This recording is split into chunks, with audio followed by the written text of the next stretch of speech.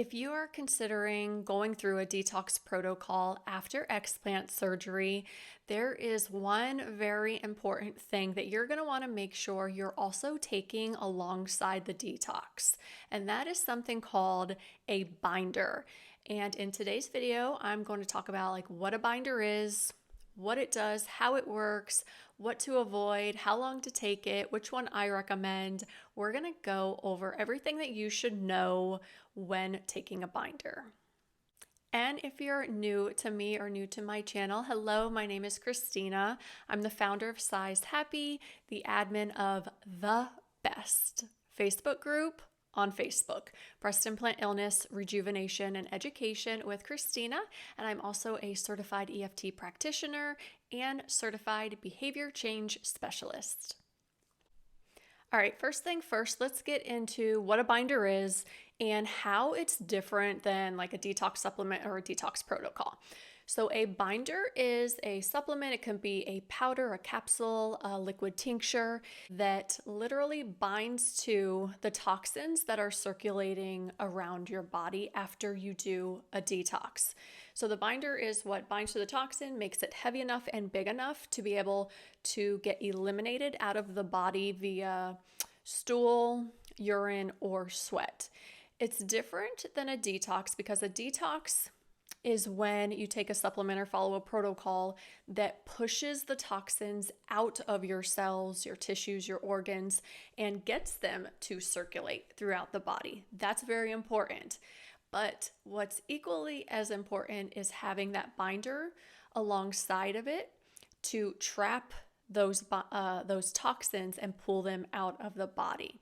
So oftentimes what I find is that when women are going through a detox, they'll experience nausea, headaches, irritability, have trouble sleeping, and this could be because they're not taking a binder and those toxins keep circulating throughout the body, causing something that's called a retox. And it's when you do the detox and the toxins get circulated throughout your body, but they don't get eliminated. And so what can happen is the toxins that circulate throughout your body and don't get eliminated can get shoved further into your cells and your tissues and your organs, making the next detox that you go through a little bit harder because those toxins are even further in those cells.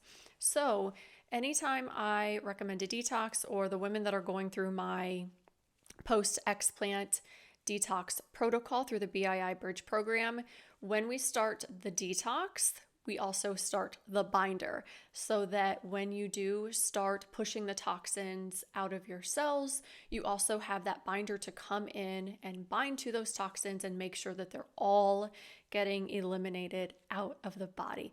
So as you can tell, binders are very important. It's a very important step of detoxing. And if you aren't feeling good while going through a detox and you're not taking a binder, that could probably be why. The detox binder that I recommend is by ZUMA Nutrition. Let's see if I can get it here. It is this one here. I'll put the link to this below. I am affiliated with them because I love all of their products. They're the first company that I look into when I'm looking for something. And if they don't have it, then I'll typically go to Thorne or Pure Encapsulations or Gaia. I love all of those brands of supplements. But ZUMA Nutrition is the binder that I have the women in the BII Bridge program take alongside of the detox protocol. And when you're taking a binder, it's very common to get constipated. So I always recommend drinking a ton of water, more than usual, especially, a 16-ounce glass with every single meal and every single snack. And then drinking a nice big glass of water as you're taking the binder as well to help eliminate or at least decrease the chances of constipation happening. Another very important part of taking a binder is you want to make sure you're taking the binder away from food, away from any other supplements, and especially away from any kind of medication, because binders do bind to anything in your system. If you were to overdose on anything, then when you go to the hospital, they give you binders. And again, that's just to bind to the compounds and the chemicals and the toxins that are in your system, and helps eliminate them out of your body and making them less lethal. So when taking that binder, I personally recommend like 2 hours apart from taking the binder. So some women will take the binder like right when they wake up, and then they'll have breakfast like, hour and a half later. Or some women, if they don't eat meals too often, they can space it out 2 hours, and that's fine.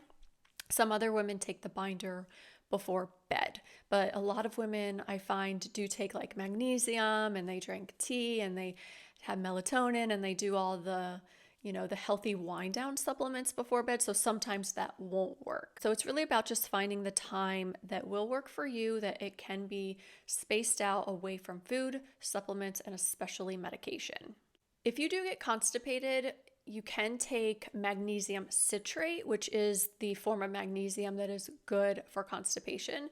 You can find this in certain like smooth move teas or capsules by themselves, powder form, whatever it may be. But don't let that discourage you when taking binders. If you do find that you are having a reaction to a binder possibly, or you are too constipated, something that you can do is either take less of the binder. So let's just say you're taking 1 drop of the binder or 1 tablespoon of the binder every day. You can bump that down to half a dropper or half a tablespoon per day. You can also up your water intake, or you can lower the frequency of taking the binder. So if you're taking the binder like 2 times a day, maybe drop it down and take the binder only once a day. But you can decrease the dosage and decrease the frequency of taking the binder. And as long as you're taking the binder, you're still going to be able to trap those toxins that are floating around in your body. And I will say that even if you're not currently going through a detox protocol or doing any kind of detox regimen, taking a binder like 4 weeks on, 4 weeks off is always a good idea because of all the toxins that we have around us at any given time. Toxins from plastics, from fragrances, from our household cleaning products, our makeup, which hopefully we've cleaned out. There's just toxins everywhere. There's toxins in the air. If you're not drinking filtered water, there's probably heavy metals in the water. And then there's flame retardant on couches and bedding, and there's just toxins everywhere. So if you're not going through a detox, you can still take this zeolite for 4 weeks on, give your body a break, remineralize, which I'll talk about in a second, and then you can do like another 4 weeks on. When you do go through a detox and you take the binder, I always suggest following it up with remineralizing your water and remineralizing your body. And how I do this is a couple different ways, but I take the fulvic acid and trace ocean minerals by ZUMA Nutrition, and I add this into my water because, again, the binders can bind to nutrients and antioxidants and compounds and all the really important things in our body as well. So remineralizing the body afterward is always a good idea, just in case. I also use ZUMA Nutrition's ionic magnesium here. And then I do use just some liquid electrolytes as well. Just a few drops of each one of these in my big bottle. This is my big bottle that I fill multiple times a day, is all you really need. And it just ensures that you are not, sorry, I had to fix that there. You're not depleting your essential nutrients.